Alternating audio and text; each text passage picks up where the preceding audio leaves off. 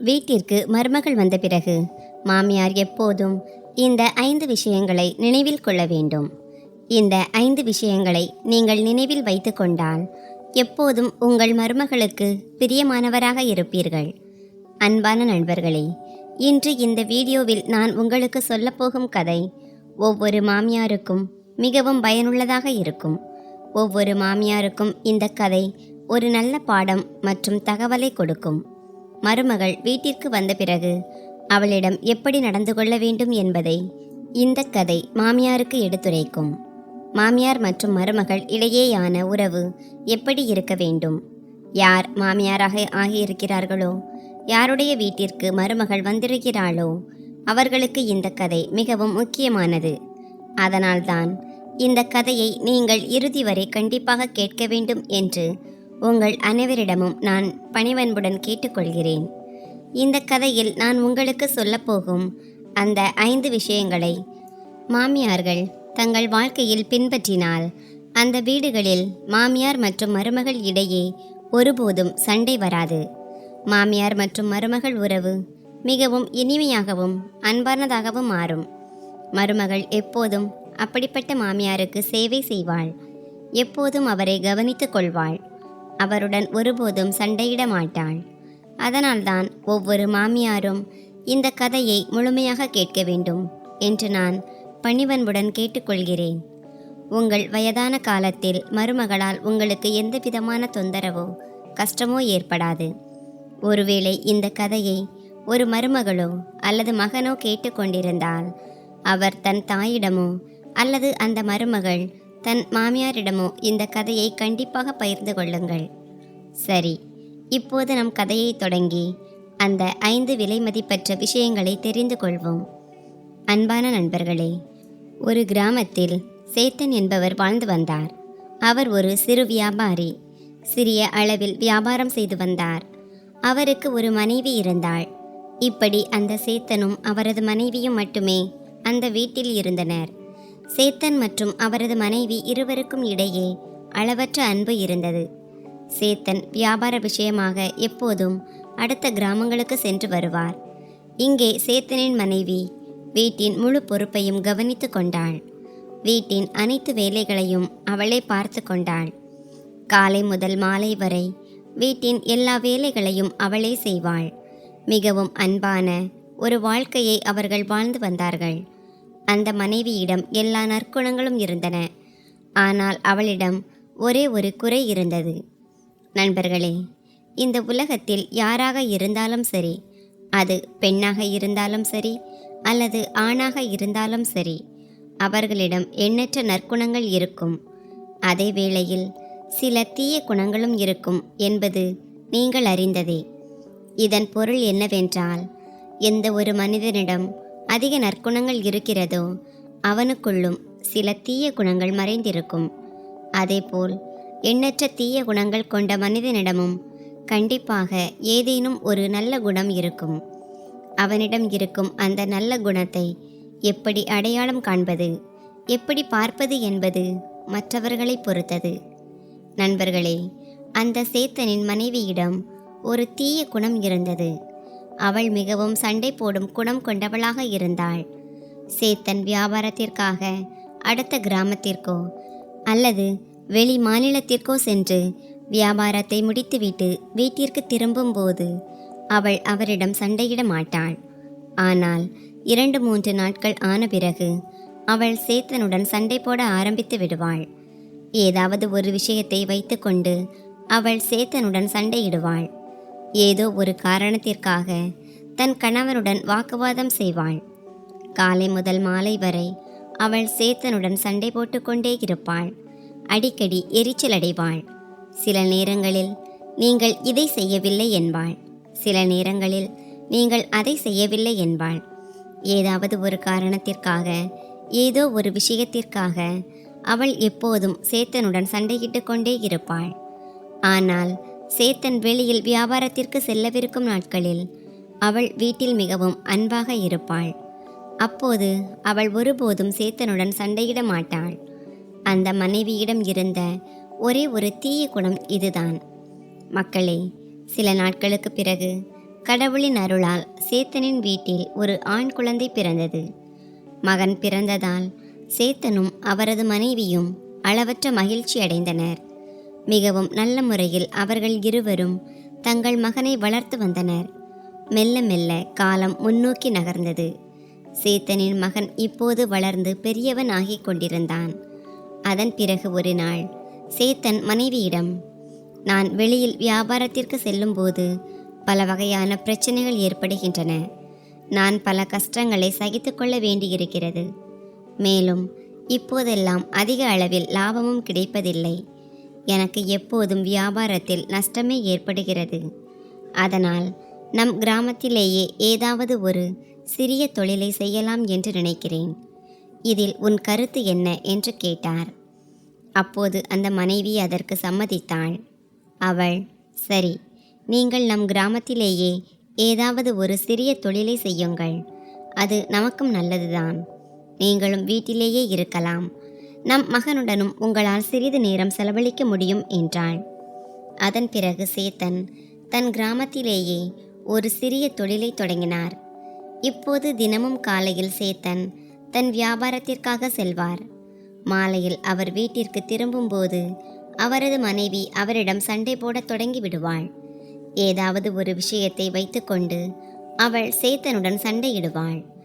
ஆனால் சேத்தன் மிகவும் அமைதியான, சாதுவான மற்றும் நேர்மையான குணம் கொண்டவர். அவர் அதை இறைவனின் விருப்பம் என்று ஏற்றுக்கொண்டு தன் மனைவியிடம் எதுவும் கூற மாட்டார். சேத்தன் அவளிடம் ஒரு கெட்ட வார்த்தை கூட பேச மாட்டார். அவ்வளவு சாதுவான, எளிய குணம் கொண்ட மனிதர் அவர். இருந்தாலும் அவர் தன் மனைவிக்கு எடுத்து சொல்ல கண்டிப்பாக முயற்சி செய்வார். சேத்தன் கூறுவார், அன்பே, நீ இப்படி அதிகாலையிலேயே என்னுடன் சண்டை போடுகிறாய். மாலை ஆனாலும் என்னுடன் சண்டை போடுகிறாய். ஏதோ ஒரு விஷயத்திற்காக நீ என்னுடன் சண்டை போட்டுக்கொண்டே இருக்கிறாய். இது நல்லதல்ல. ஒருவேளை உனக்கு இது தெரியாமல் இருக்கலாம். எந்த வீட்டில் காலை மாலை என எப்போதும் வாக்குவாதங்கள் நடந்து கொண்டிருக்கிறதோ, ஏதோ ஒரு காரணத்திற்காக கணவன் மனைவி இடையே சண்டை நடந்து கொண்டிருக்கிறதோ, அந்த வீட்டை விட்டு லட்சுமி தேவி நிரந்தரமாக வெளியேறி விடுவாள். அத்தகைய வீட்டில் ஒருபோதும் செல்வம் பெருகாது. அந்த வீடு அழிவு பாதையை நோக்கி செல்லும். அதனால் அன்பே, நீ என்னுடன் இப்படி சண்டை போடாதே. காலை மாலை என என்னுடன் சண்டையிடாதே. இப்படி சேத்தன் தன் மனைவிக்கு எவ்வளவு எடுத்து சொன்னாலும் அவர் பேசுவதை காது கொடுத்து கேட்பதே இல்லை. அவள் அவரிடம் எதிர்த்து பேசி, உங்கள் அறிவை உங்களிடமே வைத்துக் கொள்ளுங்கள். எனக்கு புத்திமதி சொல்ல வேண்டிய அவசியம் இல்லை. நான் என்ன செய்கிறேனோ அது முற்றிலும் சரியானதுதான். நான் நன்றாக அறிவாளிதான். நீங்கள் என்னை விட பெரிய அறிவாளி ஒன்றுமில்லை என்பாள். தன் மனைவியின் இந்த பேச்சை கேட்ட பிறகு சேத்தன் அமைதியாகி விடுவார். சேத்தன், பரவாயில்லை, சண்டை போடட்டும். இன்னும் எத்தனை நாட்கள் தான் சண்டை போடுவாள்? ஒரு நாள் அவளுக்கு புத்தி வரும். தான் செய்வது எவ்வளவு பெரிய தவறு என்பதை அவள் புரிந்து கொள்வாள் என்று நினைப்பார். இப்படி அவர் தன் மனைவியின் சண்டையை புறக்கணித்துவிட்டு தன் வியாபாரத்தில் கவனம் செலுத்தினார். அது ஒரு சிறிய தொழில் என்பதால் கிராமத்திலேயே இருந்து அதை செய்து வந்தார். சேத்தனின் மகன் மெல்ல மெல்ல வளர்ந்து பெரியவனாகி கொண்டிருந்தான். மேலும் ஒரு நாள் அவன் வாலிபனாக வளர்ந்தான். சேத்தனின் மகன் வாலிபனானதும் சேத்தனிற்கு அவனுடைய திருமணத்தை பற்றிய கவலை வரத் தொடங்கியது. சேத்தன் தன் மனைவியிடம் சென்று, நம் மகன் இப்போது வளர்ந்து வாலிபனாகிவிட்டான். நாம் அவனுக்கு திருமணம் செய்து வைக்க வேண்டும் என்று கூறினார். அப்போது அந்த மனைவி, இதை என்னிடம் கேட்க வேண்டுமா? நம் மகனுக்கு எவ்வளவு சீக்கிரம் முடியுமோ அவ்வளவு சீக்கிரம் திருமணம் நடக்க வேண்டும் என்பதுதான் என்னுடைய விருப்பமும் கூட. நம் வீட்டிற்கு எவ்வளவு சீக்கிரம் முடியுமோ அவ்வளவு சீக்கிரம் மருமகள் வர வேண்டும். அப்படி வரும் மருமகள் நம்மை நல்ல முறையில் கவனித்து கொள்வாள். நீங்கள் எவ்வளவு சீக்கிரம் முடியுமோ அவ்வளவு சீக்கிரம் ஒரு நல்ல பெண்ணை பார்த்து நம் மகனுக்கு திருமணம் செய்து வையுங்கள் என்றாள். சேத்தன், நீ கவலைப்படாதே. நான் ஒரு நல்ல பெண்ணை நம் மகனுக்காக பார்க்கிறேன். எந்த நாளில் ஒரு நல்ல குணமுள்ள பெண்ணை நான் பார்க்கிறேனோ அன்றே அந்த பெண்ணின் தந்தையிடம் நம் மகனுக்காக பெண் கேட்பேன் என்று கூறினார். அதன் பிறகு சேத்தன் மீண்டும் தன் தொழிலில் கவனம் செலுத்தினார். அதே நேரத்தில் மகனின் திருமணத்திற்கு பெண் தேடும் வேலையையும் செய்து வந்தார். ஒரு நாள் மிகவும் அழகான நற்குணங்கள் கொண்ட ஒரு பெண் சேத்தனின் கண்ணில் பட்டாள். சேத்தன் அந்த பெண்ணை பற்றி அவள் யாருடைய மகள், எந்த கிராமத்தில் வாழ்கிறாள் என்ற விவரங்களை விசாரித்து அறிந்தார். அப்போது அந்த பெண் பக்கத்து கிராமத்தில்தான் வசிக்கிறாள் என்பது சேத்தனிற்கு தெரிய வந்தது. உடனே ஒரு நாள் சேத்தன் அந்த பெண்ணின் தந்தையை சந்திக்க சென்றார். மேலும் அதன் பிறகு சேத்தன் அந்த பெண்ணின் தந்தையிடம் தன் மகனின் திருமணத்தை பற்றி பேசினார். சேத்தன், நீங்கள் உங்கள் மகளை என் மகனுக்கு திருமணம் செய்து கொடுங்கள். எனக்கு ஒரே ஒரு மகன்தான். அவன் மிகவும் நல்ல குணம் கொண்டவன், ஒழுக்கமானவன் என்று கூறினார். அந்த பெண்ணின் தந்தையும் இந்த சம்பந்தத்திற்கு சம்மதித்தார். அதன் பிறகு சேத்தனின் மகனுக்கும் அந்த பெண்ணுக்கும் திருமணம் நிச்சயமாகியது. குறிப்பிட்டபடி திருமண நாளும் வந்தது. சேத்தன் தன் மகனை மாப்பிள்ளையாக்கி மாப்பிள்ளை ஊர்வலத்துடன் பெண்ணின் வீட்டிற்கு சென்றார். மிகவும் விமரிசையாக சேத்தனின் மகனுக்கும் அந்த பெண்ணுக்கும் திருமணம் நடந்தது. அதன் பிறகு மருமகளை தன் வீட்டிற்கு அழைத்து கொண்டு சேத்தன் திரும்பினார். மருமகள் வீட்டிற்கு வந்ததும் சேத்தன் தன் மனைவியை தனியாக அழைத்து சென்று அவளுக்கு புரிய வைத்தார். அன்பே, இன்று வரை நீ என்னுடன் எப்போதும் சண்டையிட்டு கொண்டே இருந்தாய். ஏதாவது ஒரு விஷயத்திற்காக காலை மாலை என எப்போதும் என்னுடன் சண்டை போட்டாய், வாக்குவாதம் செய்தாய். ஆனால் நான் உன்னுடைய இந்த சண்டைகளை எப்போதும் பொறுத்து கொண்டே இருந்தேன். நான் உனக்கு எத்தனையோ முறை புரிய வைக்க முயன்றேன். ஆனால் நீ என் பேச்சை கேட்கவே இல்லை. எனக்கே எதிர்த்து பேசி என்னை வாயடைக்க செய்தாய். அதனால்தான் நான் உன் மீது எந்த கட்டாயமும் விடுக்கவில்லை. நீ எப்படி நடந்து கொள்ள விரும்பினாயோ அப்படியே உன்னை விட்டுவிட்டேன். இன்று வரை இந்த வீட்டில் நீ எப்படியெல்லாம் நடந்து கொண்டாயோ அதையெல்லாம் நான் சகித்து கொண்டேன். நீ உன் இஷ்டப்படியே நடந்து கொண்டாய். நீ இன்று வீட்டில் இதுதான் நடக்கும் என்று சொன்னால் அது அப்படியே நடக்கும். நான் இந்த வீட்டில் ஒருபோதும் என் இஷ்டப்படியே நடந்து கொண்டதில்லை. ஆனால் இன்று நான் உனக்கு ஒன்று புரிய வைக்கிறேன். இன்று நம் மருமகள் வீட்டிற்கு வந்திருக்கிறாள். மருமகள் வீட்டிற்கு வரும்போது மாமியாருக்கு என்னென்ன கடமைகள் இருக்கின்றன என்பதை இன்று நான் உனக்கு சொல்லப் போகிறேன். நம் கண்ணிமைகள் எப்படி கண்களை பாதுகாப்பனவாக இருக்கின்றனவோ அதேபோல தன் மருமகளை பாதுகாப்பதும் அவளை கவனித்துக் கொள்வதும் மாமனார் மாமியாரின் கடமையாகும். அவளுக்கு எந்த விதமான துன்பமும் எந்த விதமான கஷ்டமும் வரக்கூடாது. இன்று வரை நீ என்னுடன் எப்படியெல்லாம் சண்டையிட்டு கொண்டிருந்தாயோ அது போன்ற சண்டையை நீ உன் மருமகளுடன் செய்யாதே. என்னுடன் சண்டையிட்டது போலவே நீ மருமகளுடனும் சண்டையிட்டு கொண்டிருந்தால் மருமகளுடன் உனக்கு நீண்ட காலம் ஒத்துப்போகாது. அதன் காரணமாக மருமகள் உனக்கு எந்த பணிவிடையும் செய்ய மாட்டாள். ஒரு நாள் வரும், அப்போது நம் மருமகள் உன்னுடன் சண்டையிடத் தொடங்குவாள், உன்னை அவமதிப்பாள். அதனால்தான் நான் இன்று உனக்கு எடுத்துரைக்கிறேன். நான் சொல்வதை பற்றி நீ கண்டிப்பாக யோசித்துப் பார். சேத்தன் பேசுவதை கேட்டுக்கொண்டிருந்த அந்த மனைவியின் மனதில் கோபக்கனல் மேலும் மேலும் அதிகரித்து கொண்டே இருந்தது. சேத்தன் பேசி முடித்ததும் அவள் கோபத்துடன் சொல்லத் தொடங்கினாள். உங்களுடைய அறிவு, உங்களுடைய உபதேசம், உங்களுடைய அறிவுரைகள் அனைத்தையும் உங்களிடமே வைத்து கொள்ளுங்கள். நீங்கள் என்னை என்ன முட்டாள் என்று நினைத்தீர்களா? நானும் மிகவும் புத்திசாலிதான், அறிவாளிதான். உங்களை விட எனக்கு அதிக அறிவு இருக்கிறது. நீங்கள் எனக்கு என்ன புரிய வைக்கிறீர்களோ அது எல்லாமே எனக்கு ஏற்கனவே தெரியும். எனக்கு புத்திமதி சொல்ல வேண்டிய அவசியம் எதுவும் இல்லை. நான் என்ன நினைக்கிறேனோ அதுதான் நடக்கும்.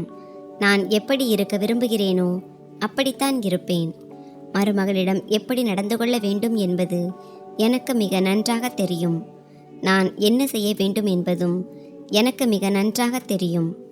அதனால் நீங்கள் எனக்கு அறிவுரை கூற வேண்டாம். நீங்கள் உங்கள் வேலையை பாருங்கள். தன் மனைவியின் இந்த பேச்சை கேட்டதும் சேத்தன் அமைதியாகிவிட்டார். அதன் பிறகு சேத்தன் தன் வேலைக்காக கிளம்பி சென்று விட்டார். இங்கே மருமகள் வீட்டிற்கு வந்து 2-3 நாட்கள் கடந்துவிட்டன. அதுவரை மாமியார் மருமகளிடம் எதுவும் கூறவில்லை. மருமகளுடன் அவள் மிகவும் அன்பாகவே நடந்து கொண்டாள். அதன் பிறகு மருமகள் தன் தாய் வீட்டிற்கு சென்றாள். சேத்தனின் மகன் தன் மனைவியை மீண்டும் புகுந்த வீட்டிற்கு அழைத்து வந்த பிறகு மாமியார் தன் உண்மையான முகத்தை காட்டத் தொடங்கினாள். மெல்ல மெல்ல மாமியார் மருமகளுடன் சண்டை போடத் தொடங்கினாள். ஏதாவது ஒரு காரணத்தை வைத்துக்கொண்டு அவள் மருமகளிடம் தொடர்ந்து சண்டை போட்டுக்கொண்டே இருந்தாள். சில நேரங்களில் குழம்பை வைத்தும் சில நேரங்களில் காய்கறியை வைத்தும் சண்டை போடுவாள். இன்று நீ குழம்பில் உப்பு அதிகமாக போட்டுவிட்டாய், அல்லது இன்று நீ காரம் அதிகமாக போட்டுவிட்டாய் என்பாள். சில நேரங்களில் இன்று நீ சாப்பாடே இல்லாதது போல் சமைத்திருக்கிறாய் என்பாள். சில நேரங்களில் இன்று நீ ரொட்டியையும் சாதத்தையும் வேக வைக்காமல் பச்சையாகவே சமைத்திருக்கிறாய் என்பாள். ஏதோ ஒரு காரணத்திற்காக மாமியார் மருமகளை தொடர்ந்து திட்டிக்கொண்டே இருந்தாள். அவளுடன் சண்டையிட்டு கொண்டே இருந்தாள். காலை மாலை என தொடர்ந்து மாமியார் மருமகளுடன் சண்டை மட்டுமே போட்டு கொண்டிருந்தாள். சேத்தன் இதையெல்லாம் பார்த்தபோது அவர் மீண்டும் தன் மனைவியிடம் சென்று புரிய வைத்தார். அன்பே, நீ என்னுடன் சண்டை போடுகிறாய். நான் உன்னிடம் எதுவும் சொல்வதில்லை. ஆனால் நீ மருமகளுடன் இப்படி சண்டை போடாதே. அவளை கெட்ட வார்த்தைகளால் திட்டாதே. இது உனக்கு நல்லதல்ல. பிற்காலத்தில் இதனால் உனக்குத்தான் கஷ்டம் ஏற்படும் என்றார். அப்போது அந்த மனைவி மீண்டும் சேத்தனிடம் கோபமாக, நான் உங்களிடம் ஏற்கனவே சொல்லிவிட்டேன் அல்லவா, எனக்கு புத்திமதி சொல்ல முயலாதீர்கள் என்று. ஏன் அடிக்கடி எனக்கு அறிவுரை கூற வந்து விடுகிறீர்கள் என்று கூறினாள். அவள் சேத்தனுடனும் சண்டை போடத் தொடங்கினாள். அவள் சண்டையிடத் தொடங்கியதும் சேத்தன், இங்கே பார் அன்பே, மருமகள் முன்னிலையில் என்னை இப்படி அவமதிக்காதே, என்னை ஏசாதே. மருமகள் முன்னாலேயே நீ என்னை இப்படி திட்டினால் அவள் என்ன நினைப்பாள்? தந்தைக்கு நிகரான என் மாமனாரையே அவமதித்து அவரை திட்டிக் கொண்டிருக்கும் இவர் எப்படிப்பட்ட மாமியார் என்று அவள் யோசிப்பாள். இது பிற்காலத்தில் உனக்கேதான் ஆபத்தாக முடியும். அதனால்தான் சொல்கிறேன், மருமகள் முன்னிலையில் என்னை அவமதிக்காதே என்றார். ஆனால் கீழ்த்தரமான குணம் கொண்ட மனிதர்கள், அவர்கள் பெண்ணாக இருந்தாலும் சரி ஆணாக இருந்தாலும் சரி, தங்கள் புத்தியை ஒருபோதும் மாற்றிக்கொள்ள மாட்டார்கள் என்று சொல்வார்கள் அல்லவா? சேத்தன் எவ்வளவுதான் எடுத்து சொன்னாலும் அது அவளுடைய மண்டையில் ஏறவே இல்லை. அவள் சேத்தனின் பேச்சை ஒரு காதால் வாங்கி மறு காதால் ஓட்டி கொண்டிருந்தாள். மாமியார் மருமகளுடன் தினமும் சண்டை போட்டு கொண்டே இருந்தாள். இதனால் அந்த மருமகள், இந்த வீட்டில் என் வாழ்க்கையை நான் எப்படி கழிக்கப் போகிறேன்? என் தாயை பிரிந்து நான் இங்கே வந்திருக்கிறேன். புகுந்த வீட்டில் எனக்கு இன்னொரு தாய் கிடைப்பாள் என்று நினைத்தேன். ஆனால் எனக்கு எப்படிப்பட்ட மாமியார் கிடைத்திருக்கிறார்? இவ்வளவு அவமானங்களையும் இவ்வளவு திட்டுகளையும் இவ்வளவு கஷ்டங்களையும் என் பெற்ற தாய் கூட எனக்கு கொடுத்ததில்லை. ஆனால் இந்த மாமியார் என்னை இப்படி அவமதிக்கிறாரே, என்னுடன் இப்படி சண்டை போடுகிறாரே, பிறகு நான் எப்படி என் வாழ்க்கையை வாழ்வது என்று சிந்திக்கத் தொடங்கினாள். இதை நினைத்து அந்த மருமகள் மிகுந்த மனவேதனை அடைந்தாள். ஒரு நாள் அவள் தன் கணவனிடமும் கூறினாள், நான் உங்கள் வீட்டில் எப்படி இப்படி வாழ முடியும்? உங்கள் அம்மா தினமும் என்னுடன் சண்டை போடுகிறார், என்னை ஏசுகிறார் என்றாள். அதற்கு சேத்தனின் மகன், என் அம்மா வயதானவர், அவர் பேசுவதை நீ பெரிதாக எடுத்துக்கொள்ளாதே, நீ அமைதியாக இரு என்றான். சேத்தனின் மகன் தன் தாயிடம் எதுவும் கூறவில்லை. ஏனெனில் தன் தாயாரே தன் தந்தையின் பேச்சையே கேட்பதில்லை. அப்படி இருக்கையில் தன் பேச்சை எப்படி கேட்பார் என்பது அவனுக்கு தெரிந்திருந்தது. இதேபோல் மாமியார் தினமும் மருமகளை கொடுமைப்படுத்தி அவளுடன் சண்டையிட்டு அவளை அவமதித்து வந்தாள். மருமகளும் மாமியாரின் இந்த கொடுமைகளையும் அவமானங்களையும் சத்தமில்லாமல் சகித்து கொண்டே இருந்தாள். மெல்ல மெல்ல காலம் கடந்தது. ஒரு நாள் சேத்தன் மரணமடையும் ஒரு நாள் வந்தது. சேத்தன் இறந்தவுடன் அவருடைய மகன் முறைப்படி தன் தந்தையின் இறுதி சடங்குகளை செய்தான். அதன் பிறகு 13ஆம் நாள் காரியங்களும் நல்லபடியாக முடிவடைந்தன. அந்த 13 நாட்களும் பல்வேறு இடங்களில் இருந்து உறவினர்கள் அவர்கள் வீட்டிற்கு வந்த வண்ணம் இருந்தனர். அந்த 13 நாட்களும் மாமியார் மருமகளிடம் எதுவும் சொல்லவில்லை. அமைதியாக இருந்தாள். அவளுடன் சண்டையிடவில்லை. ஆனால் 13 நாட்கள் முடிந்து 13ஆம் நாள் காரியங்கள் முடிந்ததும் வீட்டிற்கு வந்து கொண்டிருந்த உறவினர்கள் வருவது நின்றது. இப்போது சேத்தனின் மனைவி முற்றிலும் சுதந்திரமாகிவிட்டாள். ஏனென்றால் சேத்தன் இந்த உலகை விட்டு மறைந்து விட்டதால் அவளை தட்டி கேட்கவோ தடுக்கவோ யாரும் மிச்சமில்லை. அதன் பிறகு மாமியார் மீண்டும் மருமகளுடன் சண்டை போடத் தொடங்கினாள். இப்போது மாமியாரின் துணிச்சல் இன்னும் அதிகமாகிவிட்டது. அவள் மருமகளுடன் சண்டையிடுவது, திட்டுவது மட்டுமல்லாமல் இப்போது மருமகள் மீது கையை ஓங்கவும் தொடங்கிவிட்டாள். அவளை அடிக்கவும் செய்தாள். மாமியார் தன்னை அடிக்கத் தொடங்கியதும் இதை பார்த்து மருமகள் மிகவும் மனவேதனை அடைந்தாள். அவள் மீண்டும் தன் கணவரிடம் கூறினாள். ஆனால் கணவன் தன் தாயிடம் எதுவும் சொல்லவில்லை. எப்போது மருமகள், என் மாமியார் என்னை மிகவும் கொடுமைப்படுத்துகிறார், என்னை அடிக்கிறார், என் கணவனும் அவரை எதுவும் கேட்பதில்லை, அப்படி இருக்கும்போது நான் இந்த வீட்டில் எப்படி வாழ முடியும் என்று புரிந்து கொண்டாளோ அப்போது அவள் ஒரு முடிவுக்கு வந்தாள். சேத்தனின் மருமகள் மிகவும் புத்திசாலியும் அறிவாளியும் ஆவாள். அவள் இனி இப்படி அமைதியாக இருந்தால் வேலைக்கு ஆகாது. மாமியாரின் இந்த நயவஞ்சகத்தனத்தை நான் இன்னும் எவ்வளவு காலம்தான் சகித்து கொள்வது என்று சிந்தித்தாள். ஒரு நாள் மருமகள், நான் மாமியாருக்கு ஒரு நல்ல பாடம் புகட்டியே தீர வேண்டும். நாளை என் மாமியார் என்னுடன் சண்டை போட வந்தால் நான் அவருக்கு எதிர்த்து பதில் பேசுவேன். அவர் என் மீது கை வைத்தால் நானும் பதிலுக்கு கை வைப்பேன். நான் இப்படி செய்தால்தான் இந்த வீட்டில் வாழ முடியும். இல்லையென்றால் எனக்கு இந்த வீட்டை விட்டு வெளியேறுவதைத் தவிர வேறு வழி இல்லை என்று முடிவு செய்தாள். அடுத்த நாள் விடிந்ததும் மருமகள், என் மாமியார் எப்போது என்னுடன் சண்டை போட வருவார், எப்போது என்னை ஏசுவார், எப்போது என்னை அடிப்பார் என்று தான் காத்து கொண்டிருந்தாள். அவர் வரும்போது ஒரு மருமகளின் அதிகாரம் எப்படி இருக்கும் என்பதை அவருக்கு நான் நன்றாக காட்டப் போகிறேன். உண்மையில் என் தாய்க்கு நிகரான இந்த மாமியாரிடம் நான் இப்படி நடந்து கொள்ள விரும்பவில்லை. ஆனால் நான் எதிர்த்து பேசாத வரை அவருக்கு புத்தி வராது. ஒரு மருமகள் அமைதியாக இருக்கும் வரை, அவள் எல்லாவற்றையும் சகித்து கொள்ளும் வரைதான் மாமியாரால் அவளை கொடுமைப்படுத்த முடியும். ஆனால் ஒரு பெண் குரல் எழுப்பத் தொடங்கிவிட்டால் அவள் யாருடைய பேச்சையும் கேட்க மாட்டாள் என்பதை இன்று நான் மாமியாருக்கு நிரூபித்து காட்டுவேன் என்று நினைத்தாள். விடிந்ததும் எப்போதும் போல மாமியார் மருமகளிடம் சண்டை போடுவதற்காக வந்தாள். மருமகளுடன் சண்டை போடத் தொடங்கி அவளை ஏசினாள். மாமியார் தன்னை ஏசத் தொடங்கியதும் மருமகளும் சும்மா இருக்கவில்லை. அவளும் பதிலுக்கு ஏசத் தொடங்கினாள். மாமியாரை எதிர்த்து பேசினாள். மருமகள் கூறினாள், எச்சரிக்கை மாமியாரே, இன்று வரை உங்களுடைய அத்தனை அநியாயங்களையும் உங்களுடைய ஒவ்வொரு தவறையும் நான் பொறுத்து கொண்டேன். உங்கள் இந்த சர்வாதிகாரத்தை நான் சகித்து கொண்டேன். உங்கள் ஒவ்வொரு அக்கிரமத்தையும், உங்கள் வசவு சொற்களையும், உங்களது அடி உதை என அனைத்தையும் நான் பொறுத்து கொண்டேன். ஆனால் மாமியார் அவர்களே, பொறுத்து கொள்வதற்கும் ஒரு எல்லை உண்டு என்பது ஒருவேளை உங்களுக்கு தெரியாமல் இருக்கலாம். நீங்கள் அந்த எல்லையை தாண்டி விட்டீர்கள். நீங்கள் அந்த வரம்பை மீறிவிட்டீர்கள். இன்று நீங்கள் என்னை திட்டினால் அதற்கு பதிலாக நீங்களும் வசவு சொற்களை கேட்க வேண்டியிருக்கும்.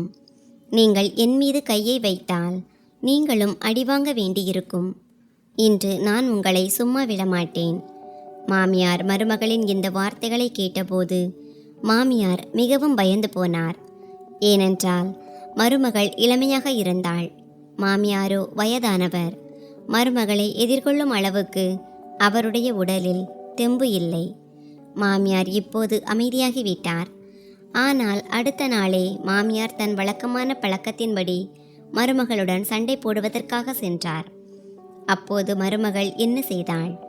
மாமியாரின் கையை பிடித்து அவரை வீட்டிலிருந்து முட்டி தள்ளி வெளியேற்றினாள். மருமகள் சொன்னாள், போ கிழவி, இன்றிலிருந்து இந்த வீட்டில் உனக்கு இடமில்லை. உனக்கு எங்கு தோன்றுகிறதோ அங்கே போ. வேண்டுமானால் உயிரை மாய்த்துக்கொள். ஆனால் இன்றிலிருந்து எனக்கும் உனக்குமான உறவு முடிந்துவிட்டது. நீ என் மீது ஏகப்பட்ட அக்கிரமங்களை செய்திருக்கிறாய். நீ செய்த அக்கிரமங்களை எல்லாம் நான் பொறுத்து கொண்டேன். தந்தை ஸ்தானத்தில் இருக்கும் என் மாமனார் உனக்கு எடுத்துச் சொல்ல எத்தனையோ முறை முயற்சி செய்தார். ஆனால் நீ உன்னுடைய பழக்கத்தை மாற்றிக்கொள்ள தயாராக இல்லை. அதனால் இனி உனக்கு இந்த வீட்டில் இடமில்லை. மருமகள் மாமியாரை வீட்டை விட்டு வெளியே துரத்தி விட்டாள். சரியாக அந்த நேரத்தில் சேத்தனின் மகன் அங்கு வந்தான். அப்போது அந்த வயதான தாய் தன் மகனிடம் சொல்கிறாள், மகனை பார், உன் மனைவி என்னை எப்படி வீட்டிலிருந்து துரத்தி அடித்திருக்கிறாள் என்று. இந்த வீடு என்னுடையது இல்லையா? தாயின் வார்த்தைகளை கேட்டு மகன் தன் மனைவியை சத்தம் போட்டபோது அந்த மனைவி சொன்னாள், ஜாக்கிரதை, நீங்கள் பேசாமல் அமைதியாக நில்லுங்கள். இன்றிலிருந்து உங்கள் தாயின் அக்கிரமங்களை நான் பொறுத்து கொள்ள மாட்டேன். உங்கள் தாயின் நடத்தை உங்களுக்கு சரியாக தெரிந்தால், நீங்கள் அவருடன் வாழ விரும்பினால், பிறகு எனக்கு இந்த வீட்டில் வாழ விருப்பமில்லை. நான் இந்த வீட்டை விட்டு நிரந்தரமாக போய்விடுகிறேன். அதன் பிறகு நான் ஒருபோதும் திரும்பி வரமாட்டேன். சேத்தனின் மகன் தன் மனைவி வீட்டை விட்டு போய்விட்டால் பிறகு அவள் எப்போதும் திரும்பி வரமாட்டாள் என்பதை கேட்டவுடன் அவன் தன் மனைவியிடம் எதுவும் சொல்லவில்லை. அவன் அங்கிருந்து கிளம்பிவிட்டான். அந்த வயதான தாய் சிறிது நேரம் வாசலிலேயே அமர்ந்திருந்தார். ஆனால் மருமகள் வீட்டிற்குள் சென்று கதவை மூடிவிட்டாள். அதன் பிறகு அந்த வயதான பெண் அங்கிருந்து எழுந்து முன்னால் நடக்கத் தொடங்கினாள். நடந்து நடந்து அவள் கிராமத்திற்கு வெளியே சென்று சாலையோரம் இருந்த ஒரு மரத்தடியில் அமர்ந்தாள். அங்கே அமர்ந்து அழத் தொடங்கினாள். அவள் யோசிக்கத் தொடங்கினாள், நான் இப்போது எங்கே போவேன்?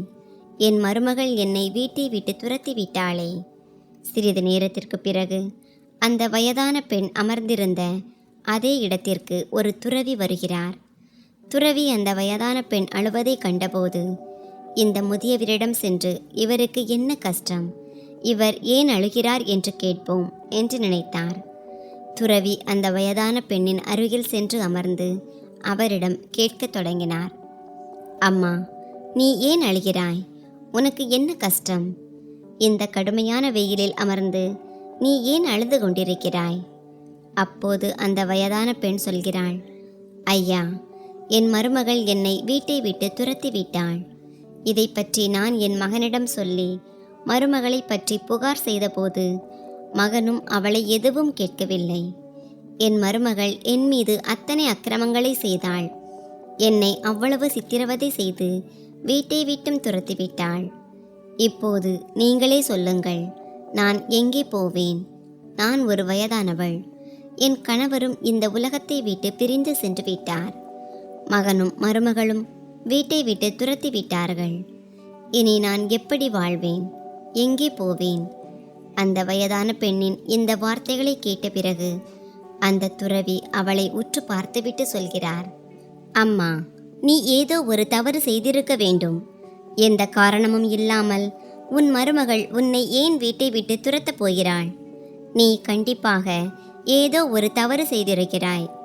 அப்போது அந்த வயதான பெண், இல்லை சாமி, நான் எந்த தவறும் செய்யவில்லை என்று கூறத் தொடங்கினாள். அதற்கு துறவி, இல்லை இல்லை, உன் வார்த்தைகளை என்னால் நம்ப முடியாது. எந்த தவறும் இல்லாதபோது எந்த ஒரு மருமகளும் தன் மாமியாரை வீட்டை விட்டு துரத்தவே மாட்டாள். மருமகள் என்பவள் மாமியாருக்கு சேவை செய்வாள். மாமியாரை கொடுமைப்படுத்த மாட்டாள். எந்த மாமியார் மருமகளை கொடுமைப்படுத்துகிறாரோ அந்த மாமியார்தான் வீட்டை விட்டு துரத்தப்படுகிறார். அதனால்தான் எனக்கு அப்படி தோன்றுகிறது. நீ உன்னுடைய மருமகளிடம் ஏதோ தவறாக நடந்து கொண்டாய். அவளை சித்திரவதை செய்தாய். அதனால்தான் உனக்கு இந்த நிலைமை ஏற்பட்டிருக்கிறது. அந்த வயதான பெண் துறவியின் வார்த்தைகளை எதையுமே காதில் வாங்கி கொள்ளவில்லை. தான் எந்த தவறும் செய்யவில்லை என்று அவள் பொய் சொல்லிக் கொண்டிருந்தாள். அந்த துறவி மிகவும் புத்திசாலி. அவர் சொன்னார், சரி, உன் மருமகளுக்கு நீ எந்த தீங்கும் செய்யவில்லை என்று நீ சொல்கிறாய். அது நல்ல விஷயம்தான். நான் உன்னை நம்புகிறேன். ஆனால் நான் உனக்கு 5 முக்கியமான வாழ்வியல் நீதிகளை கூறுகிறேன். இந்த 5 விஷயங்களை இந்த உலகத்தில் எந்த ஒரு மாமியார் கேட்டு தன் வாழ்க்கையில் இந்த 5 விஷயங்களை பின்பற்றுகிறாரோ அந்த மாமியார் எப்போதும் தன் மருமகளுக்கு பிரியமானவராகவே இருப்பார். மருமகள் அவர் மீது அளவு கடந்த அன்பு செலுத்துவாள். மனப்பூர்வமாக அவருக்கு சேவை செய்வாள். இதனால் மாமியார் மாமனாரின் முதுமை காலம் மிகவும் மகிழ்ச்சியாக கழியும். அப்போது அந்த வயதான பெண், சாமி, அந்த 5 நீதிகள் என்னென்ன? எந்த 5 விஷயங்களை பின்பற்றுவதன் மூலம் ஒரு மாமியார் தன் மருமகளுக்கு பிரியமானவராக மாறுவார்? அந்த 5 விஷயங்களை எனக்கும் சொல்லுங்கள் என்று கேட்கத் தொடங்கினாள். துறவி சொல்கிறார், வயதான தாயே, கவனமாக கேள். என்னுடைய முதல் விஷயம் மருமகளின் சின்ன சின்ன தவறுகளை மன்னிப்பது மற்றும் அவளுடைய இந்த தவறுகளை மறைத்து வைப்பது ஆகும்.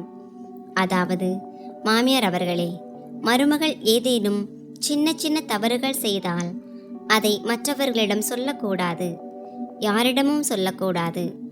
அவளுடைய பிள்ளைக்கோ கணவனுக்கோ வேறு யாருக்குமே சொல்லக்கூடாது. இதுதான் ஒரு மாமியாரின் கடமை. ஆனால் இக்காலத்து மாமியார்களை நீங்கள் பார்த்திருப்பீர்கள். மருமகள் ஏதேனும் ஒரு சின்ன தவறு செய்துவிட்டால் போதும், மாமியார் அந்த சின்ன தவற்றை முழு குடும்பத்திற்கும் பரப்பி விடுவார்.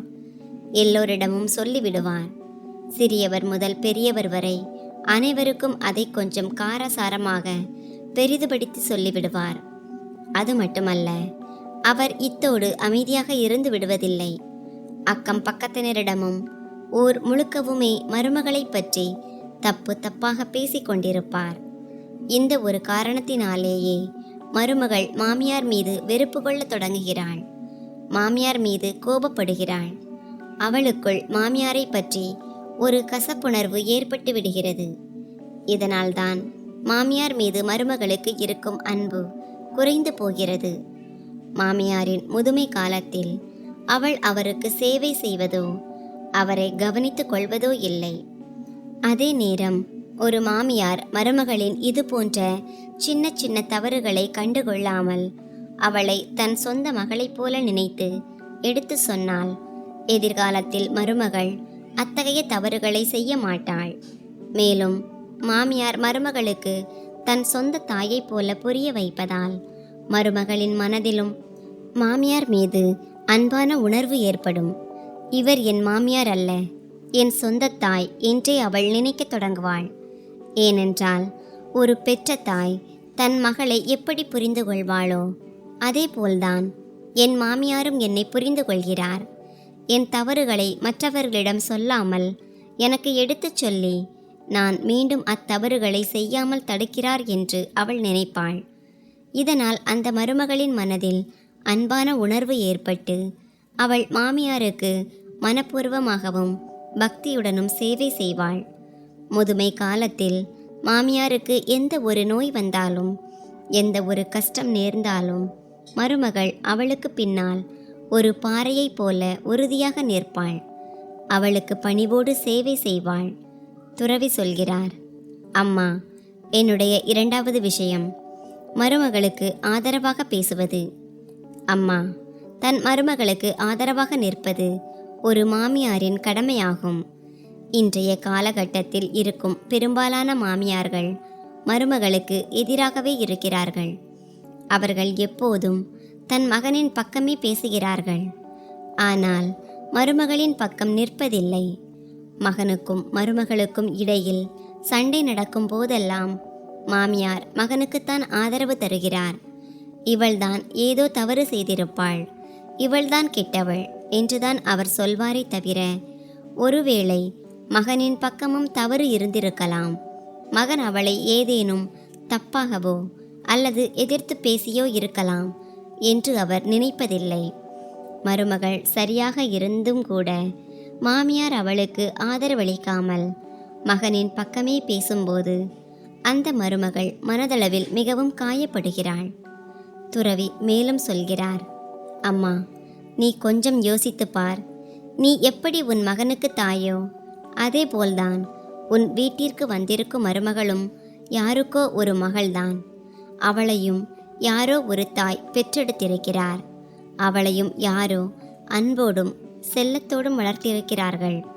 உனக்கு உன் மகன் செல்லப்பிள்ளை என்றால் அவளும் யாருக்கோ ஒரு செல்ல மகள்தானே. நீங்களே கொஞ்சம் யோசித்து பாருங்கள். உங்கள் மருமகள் தன்னை ஈன்றெடுத்த தாய் தந்தையரை விட்டுவிட்டு உங்கள் வீட்டிற்கு வருகிறாள்.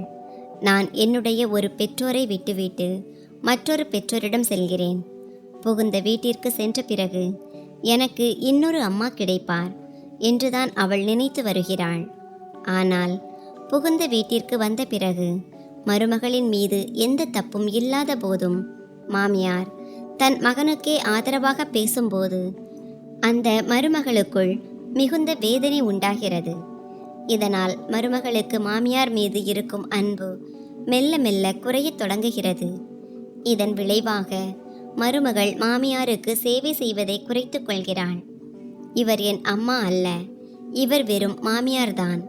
அதனால் நானும் இவரிடம் மகளைப் போல நடக்காமல் ஒரு மருமகளைப் போலத்தான் நடப்பேன் என்று அவளும் நினைக்கத் தொடங்குகிறாள். அதனால்தான் மாமியார்கள் எப்போதும் மருமகளின் பக்கமே நிற்க வேண்டும். மருமகள் தவறே செய்திருந்தாலும் அவளுக்குத்தான் ஆதரவு தர வேண்டும் என்று நான் சொல்லவில்லை. ஆனால் மருமகள் சரியாக இருந்து உங்கள் மகன் தவறாக இருக்கும் பட்சத்தில் நீங்கள் மகனை கண்டிக்க வேண்டும்.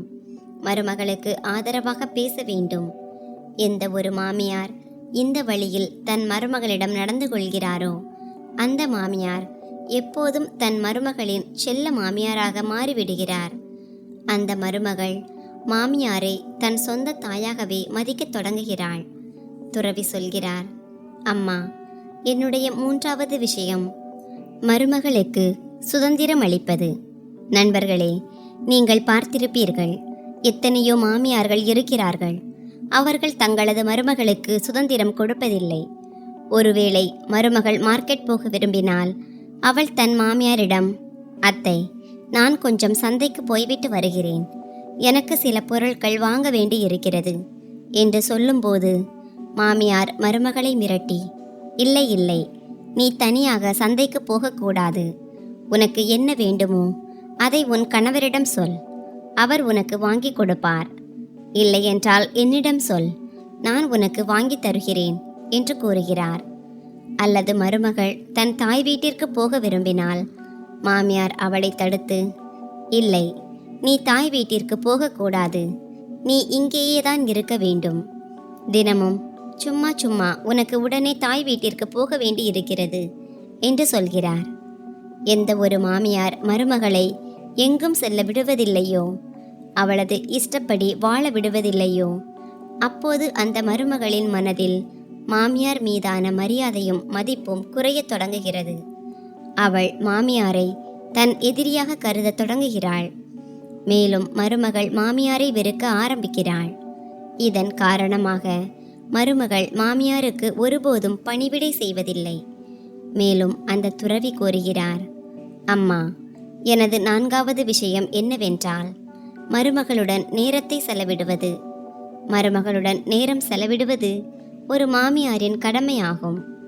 ஏனென்றால் மாமியார் தன் கூட சிறிது நேரம் செலவிட வேண்டும், தன் மனதில் உள்ளதை மருமகளுடன் பகிர்ந்து கொள்ள வேண்டும் என்பது மருமகளின் விருப்பமாகவும் இருக்கிறது.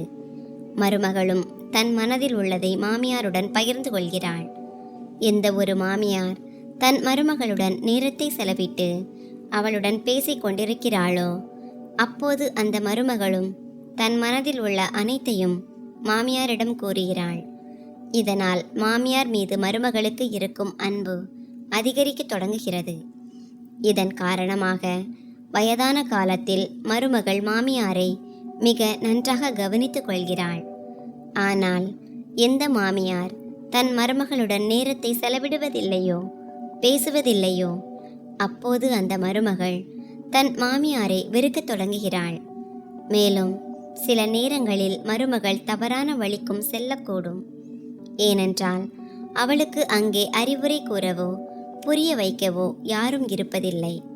கணவன் காலையிலேயே வேலைக்கு சென்றுவிட்டு மாலையில்தான் திரும்பி வருகிறான். நாள் முழுவதும் மாமியாரும் மாமனாரும் தான் வீட்டில் இருக்கிறார்கள். திருமணத்திற்கு முன்பு பெண் தன் தாய் வீட்டில் இருக்கும்போது அவளுக்கு புரிய வைக்க அவளுடைய பெற்றோர் இருக்கிறார்கள். ஆனால் திருமணம் முடிந்து அவள் புகுந்த வீட்டிற்கு வரும்போது அவள் எப்படி நடந்து கொள்கிறாள், என்ன செய்கிறாள் என்பதில் அவளுடைய பெற்றோரால் கவனம் செலுத்த முடியாது. இதில் மாமியார் மாமனார் மட்டும்தான் கவனம் செலுத்த முடியும். எனவே மருமகள் ஏதேனும் தவறு செய்தால் அவளிடம் கோபப்படாமல் அவளுக்கு புரிய வைக்க வேண்டியது மாமியார் மற்றும் மாமனாரின் கடமையாகும். ஏனெனில் மருமகளை விட மாமியாருக்கும் மாமனாருக்கும் அனுபவம் அதிகம். அவர்களின் வயதும் மூத்தது. இதனால் நல்லவை கெட்டவைகளை பற்றிய புரிதல் மருமகளை விட அவர்களுக்குத்தான் அதிகமாக இருக்கும். அதனால்தான் மாமியார் எப்போதும் மருமகளுடன் அமர்ந்து பேச வேண்டும். 5வது விஷயம் என்னவென்றால், துறவி கூறுகிறார், அம்மா, 5வது விஷயம் உன் மகனுக்கு சுதந்திரம் கொடுப்பது. தன் மகனுக்கும் சுதந்திரம் கொடுக்க வேண்டும் என்பது ஒரு தாயின் தர்மம், அவளது கடமையாகும். சில தாய்கள் தன் மகனுக்கு சுதந்திரம் கொடுப்பதே இல்லை. மகன் பணம் சம்பாதித்து வந்தால் அந்த தாய் மகனிடமிருந்து எல்லா பணத்தையும் வாங்கிக் கொள்கிறாள். அந்த மகனிடம் அவசரத்திற்கு கூட பணம் எதுவும் வைப்பதில்லை. இதனால் அந்த மகனால் தன் மனைவியின் ஆசைகளையும் தன்னுடைய ஆசைகளையும் நிறைவேற்ற முடிவதில்லை. எனவே எந்த ஒரு தாயும் தன் மகனுக்கு இப்படி செய்யக்கூடாது. அதேபோல் மகனுக்கும் மருமகளுக்கும் இடையில் சண்டை சச்சரவுகள் ஏற்பட்டு பகைமை வளரும்படியான எந்த ஒரு காரியத்தையும் மாமியாரோ அல்லது மாமனாரோ செய்யக்கூடாது. தன் மகனுக்கு சுதந்திரம் கொடுக்க வேண்டியது ஒரு தாயின் கடமையாகும். அப்போதுதான் மகனால் தன் மனைவியின் ஆசைகளை நிறைவேற்ற முடியும். அவளை வெளியே கூட்டிச் செல்ல முடியும். இதுவே ஒரு தாயின் கடமையாகும். துறவி இந்த 5 விஷயங்களையும் அந்த வயதான பெண்ணிடம் கூறியபோது அவள் தலையில் கை வைத்து கொண்டு அழத் தொடங்கினாள். அவளுக்கு தன் செயல்களை நினைத்து ஆழ்ந்த மன வருத்தமும் குற்ற உணர்ச்சியும் ஏற்பட்டது. அதன் பிறகு அந்த வயதான பெண் துறவியிடம், சாமி, நீங்கள் எனக்கு சொன்ன இந்த 5 விஷயங்களில் ஒன்று கூட என்னிடம் இல்லை.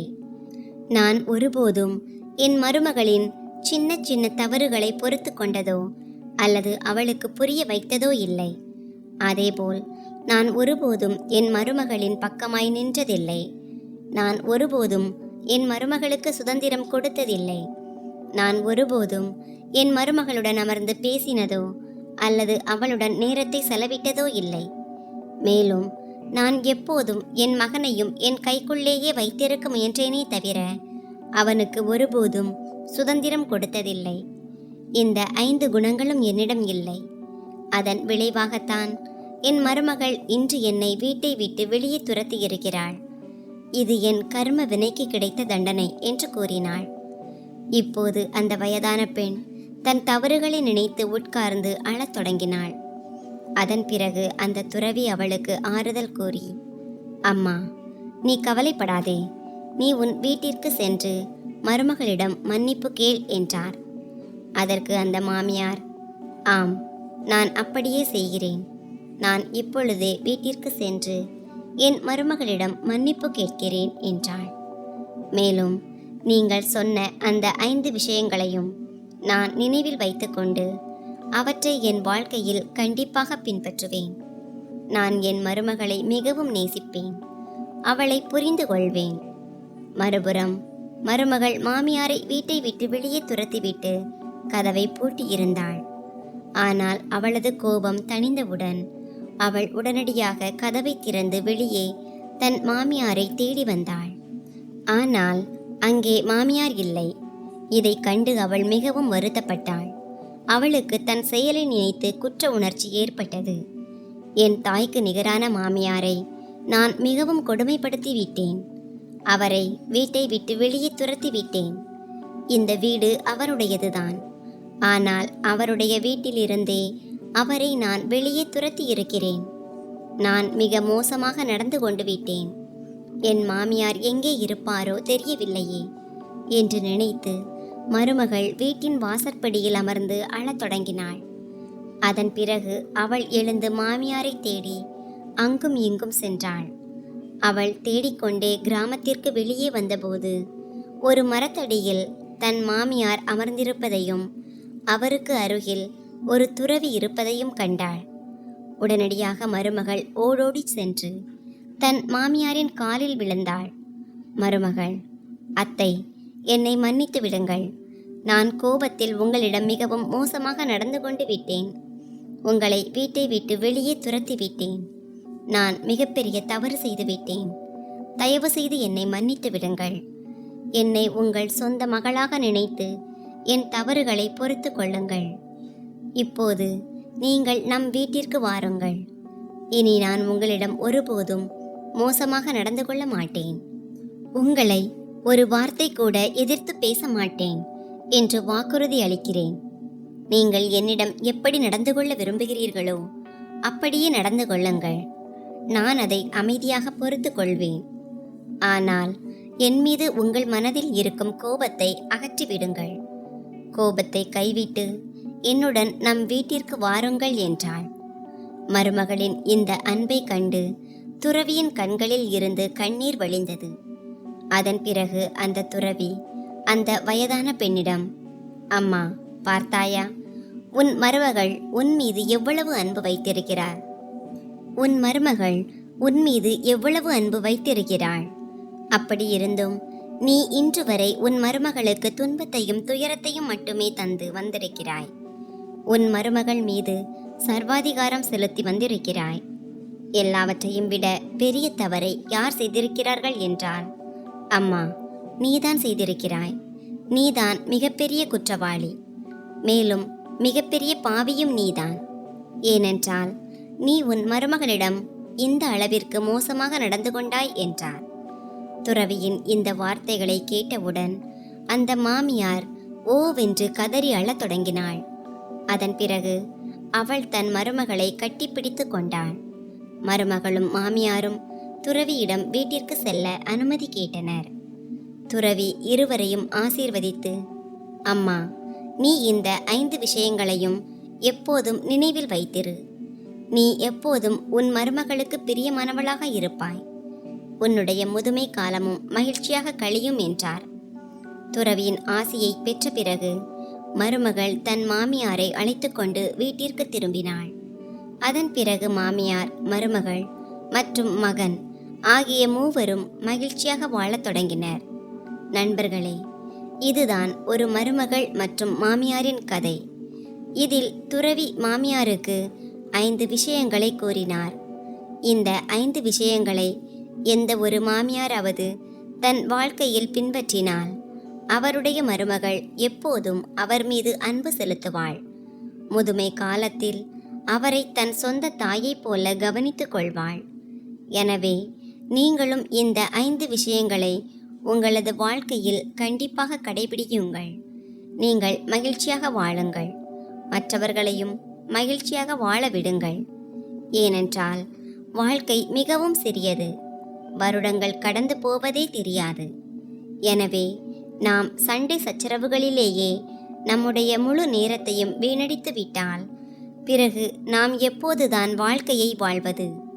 அதனால்தான் சின்ன சின்ன விஷயங்களை புறக்கணிக்க கற்றுக்கொள்ளுங்கள். மகிழ்ச்சியோடு வாழ்க்கையை வாழத் தொடங்குங்கள். நண்பர்களே, இந்த கதை உங்களுக்கு எப்படி இருந்தது என்று கருத்து தெரிவிக்கவும். கதை பிடித்திருந்தால் அதை விரும்பி உங்கள் நண்பர்களுடன் பகிர்ந்து கொள்ளுங்கள். இது போன்ற புதிய சுவாரஸ்யமான கதைகளுக்கு எங்கள் சேனலை சப்ஸ்கிரைப் செய்யுங்கள்.